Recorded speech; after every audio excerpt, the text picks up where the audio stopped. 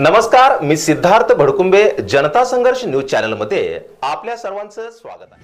मी आपल्या माध्यमातून जनतेला एवढंच आवाहन करेन, सध्याचं राजकारण एवढं गढूळ झालेलं आहे की कुठला नेता कुठं जाईल त्यांच्या कार्यकर्त्याला माहिती।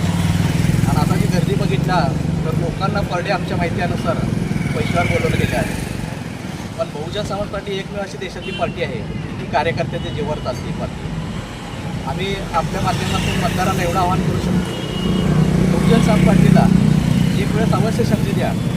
ज्या वेळेस बहुजन समाज पार्टीचे उमेदवार निवडून आलेले आहेत त्या वेळेस त्या प्रभागाचा विकास झालेला आहे। या अगोदरही बहुजन समाज पार्टी प्रभाग क्रमांक 6 मध्ये पूर्ण ताकदीने लढलेले आहे। बहुजन समाज पार्टीचा यातला इतिहास फार चांगला आहे। इथली जी जनता जागृत जनता आहे की बहुजन समाज पार्टीला निश्चितच दरवेळेस चांगलं भरघोस मतदान देतं, पण आजपर्यंत आम्ही विजयी होऊ शकलो नाही।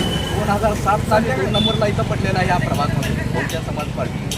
बहुजन समाज पार्टी हे सर्वसामान्य व बहुजनांची, गरिबांची, लोकांची पार्टी आहे।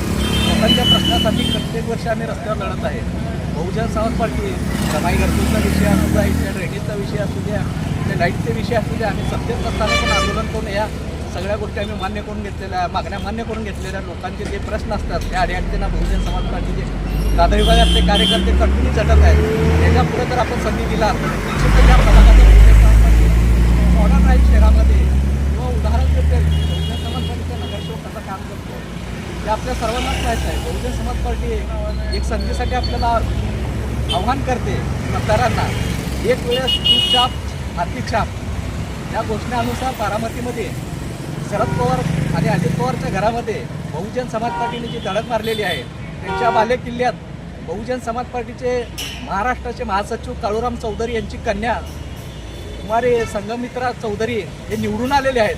तिथंही धनशक्तीचा फार वापर झाला आहे, पण लोकांनी त्यांना नाकारले। त्याच पद्धतीने ह्या प्रभागामध्ये लोक धनशक्तीला नाकारतील आणि एका गरीब उमेदवाराला निवडून देतील अशी आम्ही अपेक्षा बाळगतो। जय भीम, जय भारत।